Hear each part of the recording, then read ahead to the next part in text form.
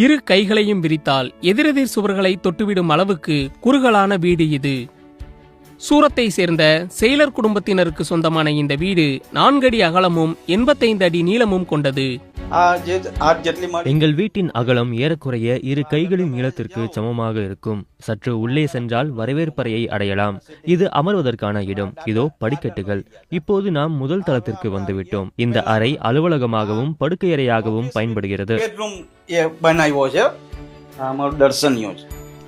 ஒரு பங்களாவை விடவும் இந்த இடம் எங்களுக்கு மிகவும் வசதியாகவும் அமைதியாகவும் தோன்றுகிறது.